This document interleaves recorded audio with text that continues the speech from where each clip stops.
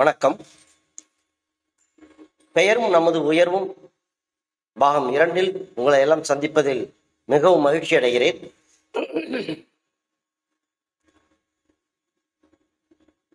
கடந்த பகுதி 1 எத்துணை பேர் பார்த்தீர்கள்?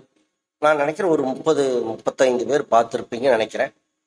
யாரெல்லாம் முழுமையாக பார்த்தீர்கள், யாரெல்லாம் அரைகுறையாக பார்த்தீர்கள், முடிந்தால் கமெண்ட் பாக்ஸில் கமெண்ட் செய்யுங்கள்.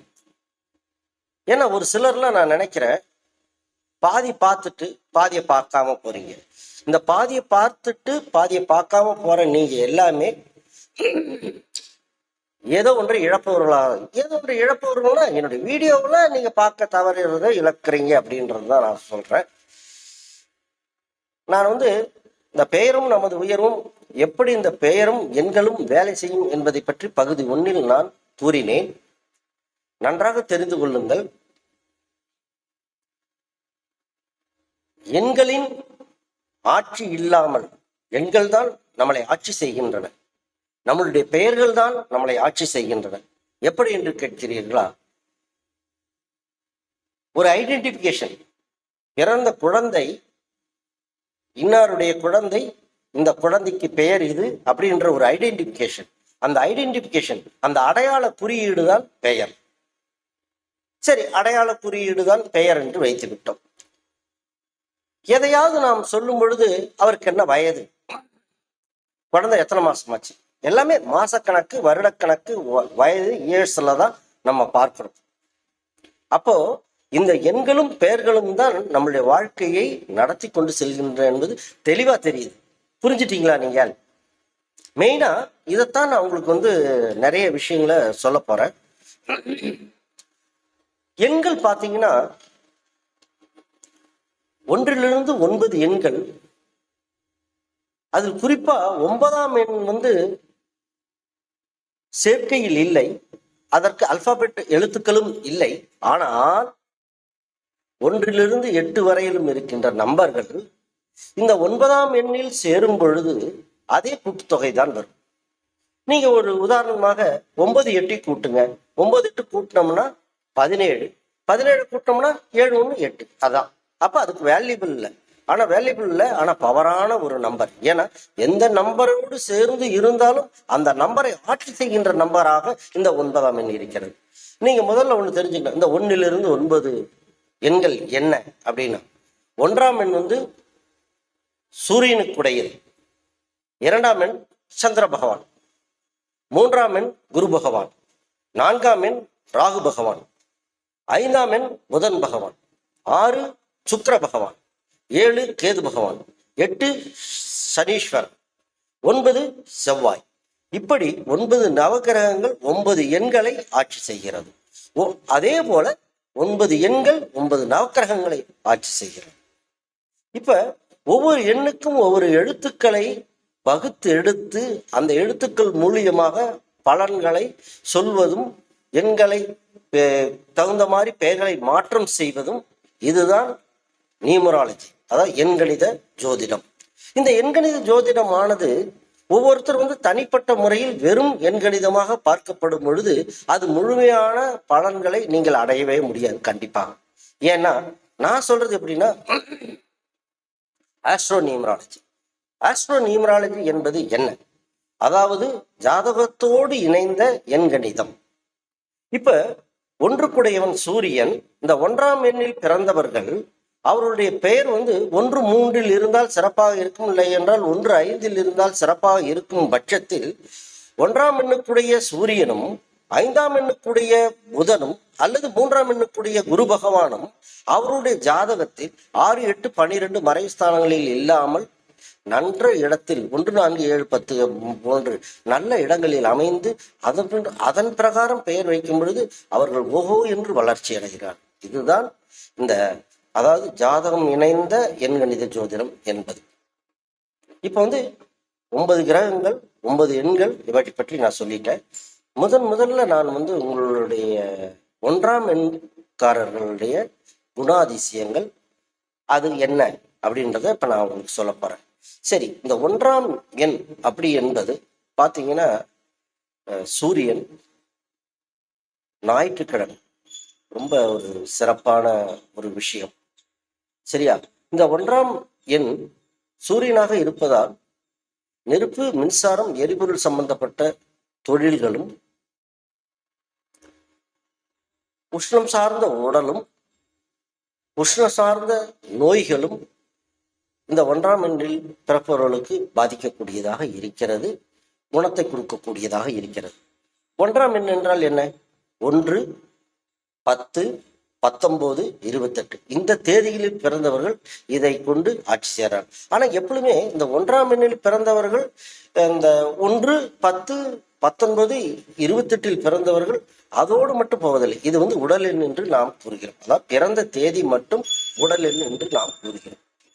ஆனால் அதே முறையில் பிறந்த தேதி, பிறந்த மாதம், பிறந்த வருடம் இவை மூன்றையும் கூட்டு வருகின்ற தொகையும் ஒன்றாக இருக்கும் பட்சத்தில் 1ஆம் எண் உடல் எண்ணும் 1ஆம் எண் உயிரெண்ணுமாக இருக்கும் பட்சத்தில் இந்த எண்களுக்குரிய பலன்கள் என்ன அப்படின்றத நம்ம பார்ப்போம். அதே போல பிறந்த தேதி, பிறந்த மாதம், பிறந்த வருடம் கூட்டும் பொழுது 1, அதாவது 1, 10, 19, 28 பிறந்தவர்களுக்கு கூட்டு எண் 2ஆக வரும் பொழுது என்ன வருகிறது? சூரியனும் சந்திரனும் வருகிறார்கள். சூரியன் இருக்கும் பொழுது சந்திரன் இருக்க முடியாது, சந்திரன் இருக்கும் பொழுது சூரியன் இருக்க முடியாது. அப்போ 2 கிரகங்களும் எதிர்மறையான திசையில் இருக்கின்றன. இந்த மாதிரி எண்காரர்கள் ரொம்ப கவனமாக தங்களுடைய பெயர்களை வைத்துக் கொள்ள வேண்டும். ஏனால் நெருப்பு இருக்கின்ற இடத்தில் தண்ணீரை இறைத்தால் நெருப்பு அணைந்துவிடும்.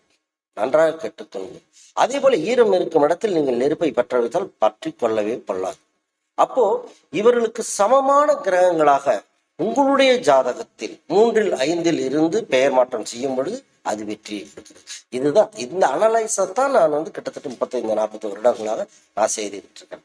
அதை 1 உடல் எண்ணாக இருந்து 3 உயிரெண்ணாக இருக்கும் பொழுது சூப்பரான ஒரு நம்பர் சூரியன், அதே போல குரு. பாருங்க எவ்வளவு சிறப்பா இருக்கு. அப்ப சூரியனோட இதுவும் இருக்கிறது, குருவோட இதுவும் இருக்குது. அப்ப 1, 3 பெயர் அமைக்கும் பட்சத்தில் நல்ல சிறப்பா இருக்கு. இப்படியாக 9 ஒரு 1ஆம் எண்ணுக்கு உடல் எண்ணுக்கு 9 உயிரெண்கள் இருக்கின்றது. இந்த 9 உயிரெண்கள் என்னென்ன? 1ஆம் எண் என்பது நான் சொல்லிவிட்ட பிறந்த தேதி. மீதி மாதம், வருடங்களை கூட்டும் பொழுது வருகின்றது தான் உயிரெண்ணாக வருகிறது. அந்த உயிரெண்ணில் 9 எண்கள் இருக்கிறது. அப்போ ஒவ்வொரு எண்ணுக்கும் 9 உயிரெண்கள் உண்டு.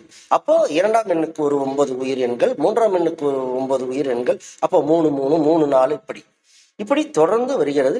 இப்போ இந்த மாதிரி வருகின்ற ஒவ்வொரு எண்களையும் நாம் ஒன்று ஒன்றா ஒவ்வொரு எண்களுக்கும் ஒவ்வொரு உடலுக்கும் எடுத்து நம்ம அந்த பலன்களை பார்க்க போகிறோம். நல்லா கேட்டுக்க. அப்படி பார்க்க போறோம். அப்படி பார்க்கும் பொழுது ஒரு மிக ஒரு சரியான ஒரு ஆய்வாக எடுத்து பார்க்கும் பொழுது 1ஆம் எண் 1ஆம் எண்ணுக்கு உயிரெண். இப்ப நம்ம முதல்ல பார்க்க பொழுது 1ஆம் எண் 1ஆம் எண்ணுக்குரிய உயிரெண். சரி, அப்ப 1ஆம் எண்ணில் என்னென்ன எழுத்துக்கள் இருக்கிறது அப்படின்னு நம்ம பார்க்கிறோம். அந்த 1ஆம் எண்ணில் என்னென்ன உயிர் எழுத்துக்கள் அப்படின்னு பார்க்கல AIJQY. நல்லா கேட்டுக்குங்க. AIJQY. இந்த எழுத்துக்கள் நல்லா கவனிங்க. இந்த எழுத்துக்களை மேக்சிமம் ஆரம்ப எழுத்தா இருந்து பெயர் வைக்கும் பொழுது 1, 10, 19, 28 பிறந்தவர்களும் கூட்டு எண்ணும் ஒன்றாக வரும் பட்சத்தில் உயர்ந்த ஸ்தானத்தை, உயர்ந்த பதவியை அடைபவர்களாக இருப்பார்கள். என்ன உயர்ந்த பதவி அடைப்பார்? அதே போல பார்த்தீங்கன்னா 1, 3 பிறந்தவர்கள், 1, 5 பிறந்தவர்கள், 1, 9 பிறந்தவர்கள். நான் முதலே சொல்லியிருக்கேன், ஒரு IAS, ஒரு IFS, ஒரு IPS, ஒரு IRS, நிறைய ஹையர் போஸ்ட்னு சொல்லக்கூடியது. அதாவது சென்ட்ரல் கவர்மெண்ட், ஸ்டேட் கவர்மெண்ட். இந்த சென்ட்ரல் கவர்மெண்ட், ஸ்டேட் கவர்மெண்ட்ல உயர்ந்த இடத்தை உடையவர்கள பார்த்தீங்கன்னா இந்த மாதிரி 1ஆம் எண்ணில், 3ஆம் எண்ணில், 5ஆம் எண்ணில் இருக்கிறவங்கள தான் வெகுமையான ஆட்களை நாம பார்க்கிறோம். அப்ப நீங்க பாத்தீங்கன்னா நான் சொன்ன இந்த எழுத்துக்கள்லாம் நான் சொல்றேன் இல்லையா, AIJQY இந்த மாதிரி பேரெல்லாம் பார்த்தீங்கன்னா இந்த எழுத்துக்களை குறிப்பா AJல கூட நிறைய பேர் இருக்கும். YQI எல்லாம் பார்த்தீங்கன்னா இருக்காது. அப்படி இருக்கும் பட்சத்தில் நீங்க ஒரு சின்ன பரிசோதனை மாதிரி நீங்க எடுத்து பாருங்க. அவங்களெல்லாம் அந்த ஐயிலேயோ ஒய்யிலேயோ பெயர் வச்சவங்க வந்து உயர்ந்த பதவி, நல்ல பட்டம் பதவிகளை பெற்றவர்களாகும். ஒரு 100 பேரை ஆட்சி செய்யக்கூடியவங்கன்னா, ஒரு கிளாஸுக்கு போகிறோம் 50 பேர் இருந்தாங்கன்னா 4 கிளாஸ் போனால் 400 பேரை பார்க்குறான், 400 பேரை பார்க்குறாங்க. இந்த மாதிரி ஒரு அதிகாரமும் அவர்கள் பேசுகின்ற பேச்சுக்களை கேட்கக்கூடியவர்களாகவும் இருப்பார்கள். சரி, இப்போ இந்த ஒன்றுக்குடையவர்கள் வந்து நான் சொல்லிட்டேன், ஞாயிறு கிழமை, சரியா? இவர்களுக்கு திங்கட்கிழமையும் நன்றாக இருக்கும், சரியா? இவர்களுக்குரிய ஒரு அதிர்ஷ்டக்கல் என்ன அப்படின்னு பார்த்தா ரூபின்னு சொல்லுவோம். மாணிக்கம்ன்றதுல வந்து ஒரு 2 விதமான மாணிக்கங்கள் இருக்கு. ஒரு ஆர்டினரி மாணிக்கம், இன்னொன்று வந்து ரெட் ரூபின்னு சொல்லுவோம். இந்த ரெட் ரூபி வந்து ரொம்ப சிறப்பான ஒரு வழக்கே இருக்கும். அதுல இந்த ரெட் ரூபியை போடுறவங்க வந்து இதுல குறிப்பா 1-9 இருந்தால் இன்னும் சிறப்பாக இருக்கும். அதே போல ரெட் ரூபியிலே பிளைன் ரூபி போடுறவங்க வந்து இந்த 1-2 எண்காரர்கள், அடுத்தது வந்து 1-3 எண்காரர்கள், இவங்க போட நல்லா இருக்கும். ஆனா அதே சமயம் இந்த 1-2 எண்காரர்கள் நல்லா கவனமா கவனிங்க. நான் முதலே சொல்லியிருக்கேன், நீரும் நெருப்பும் சேர்ந்த மாதிரி இருக்குது. அவங்க வந்து பொதுவான எண்கள்ல நம்ம வந்து பேர் வைக்கணும். அப்ப அப்படி இந்த பொதுவான எண்கள்ல நம்ம பேர் வைக்கக்குள்ள நல்ல கவனமா கேட்டுக்குங்க. எந்த எண்கள்ல பேர் வைக்கிறோமோ அந்த எண்களுக்குரிய கற்கள் எடுத்து நம்ம அணியணும். அப்ப என்ன அர்த்தம்? நீங்க ரூபி மாணிக்கம் அணியக்கூடாது, புரியுதா? அப்போ சந்திரனுக்குரிய கல் முத்துவை நீங்கள் அணியக்கூடாது. அப்போ நீங்க எந்த பெயர்ல வைக்க போறீங்க பேர் அப்படின்னு பார்க்கல, நீங்க வந்து ஒரு குருவோட ஆதிக்கத்துல பேர் வைக்கும் பட்சத்துல தங்க புஷ்பராகம் யூஸ் பண்ணலாம். 5ஆம் எண்ணில் வைக்கக்குள்ள வரகதம் யூஸ் பண்ணலாம். இப்படி ஒவ்வொன்றும் ஒவ்வொரு விதமான இதை செய்யக்கூடியதாக இருக்கிறது. சரி, இவங்களுக்குரிய அதிர்ஷ்ட பொட்டுக்கள் என்னன்னா வெண்மை, இல்லையா? இவங்களுக்குரிய நிறம் வந்து வெண்மை. அந்த வெண்மைக்குரிய பொட்டு வந்து விபூதி தான் இருக்கணும்னு அவசியம் இல்லை, வெண்பொட்டு, இல்லையா? சரி, பொட்டு வைக்காதவங்க இந்த நிகழ்ச்சியை பொறுத்தவரைக்கும் ரொம்ப நல்ல நிறைய பேர் விஷயம் கேட்டுக்குங்க. ஜாதி மத பேதமின்றி இந்த நிகழ்ச்சியில் நீங்கள் கலந்து கொள்ளலாம். ஜாதி மத பேதமின்றி இந்த நிகழ்ச்சியில் வந்து நீங்கள் கலந்து கொண்டு பெயர் மாற்றமும் செய்யலாம். முஸ்லீம் தான் செய்யணும், கிறிஸ்துவர்கள் தான் செய்யணும், இந்துக்கள் தான் செய்யணுன்றது அந்த மத ரீதியா பிரிச்சு பார்க்க வேண்டிய அவசியமே இல்லை. இது எல்லோருக்கும் காமனான ஒரு விஷயம். அதாவது நம்மளுடைய பெயர்களை நாம் சிறப்பாக அமைக்கும் பொழுது அது நம்மளுடைய வாழ்க்கையை உயர்த்தும். இதுல எந்த சாமியும் குறுக்க வர்றதே இல்லை, பேரை மாற்ற வேணாலும் எந்த சாமியும் சொல்றது இல்லை, சரியா? அதை நீங்க புரிஞ்சுக்கங்க. யார் வேணாலும் என்னை சந்திக்கலாம், யார் வேணாலும் நீங்க பெயர் மாற்றம் செய்யலாம். அவங்கவுங்க பேரை அது ஒரு சிலர்லாம் பார்த்தீங்கன்னா முஸ்லீம் மதத்திலையும் கிறிஸ்துவ மதத்திலையும் பார்த்தீங்கன்னா ஜாதகம் இருக்காது, எங்களுக்கு ஜாதகம் இல்லைன்னு சொல்லுவாங்க. இந்த ஜாதகம் இல்லைன்றதை பத்தி நீங்க கவலைப்படவே வேண்டாம். கண்டிப்பாக உங்களுக்கு பிறந்த தேதி கண்டிப்பாக இருக்கும், உங்களுடைய பிறந்த ஊர் கண்டிப்பாக இருக்கும், உங்களுடைய பிறந்த தாய் தகப்பன் இருப்பார்கள், உங்களுடைய முன்னோர்கள் இருப்பார்கள். இந்த முன்னோர்கள் தாத்தா பாட்டி தாய் தகப்பன் இல்ல மகன் மகள்கள் பேரங்கள் இவங்களுடைய பெயர்கள் மாற்றம் செய்யக்குள்ள நம்ம முன்னோருடைய பெயர்களையும் அப்புறம் நம்ம பிறந்த ஊர்களுடைய அழைமொழிகளையும், அது மட்டும் அல்லாமல் நீங்கள் பிறந்த தேதி இருந்தாலே உங்களுக்கு பெயர் மாற்றத்திற்கு முழுமையாக போதுமானதாக இருக்கும். ஏன் இந்த ஜாதகம் வேணும்னா, சப்போஸ் ஜாதகம் இருந்து நீங்கள் உங்களுக்கு அமைக்கின்ற பெயர் வந்து அந்த அதிர்ஷ்ட எண்ணுக்குரிய ஒரு கிரகம் உங்களுடைய ஜாதகத்தில் 6, 8, 12 மறைவு ஸ்தானங்களில் இருக்கும் பட்சத்தில் அது கண்டிப்பாக முழுமையாக 100% பலன் அளிக்காது என்று தெரிவித்துக் கொண்டு இந்த பகுதியை இத்தோடு நிறைவு செய்கிறேன். வணக்கம்.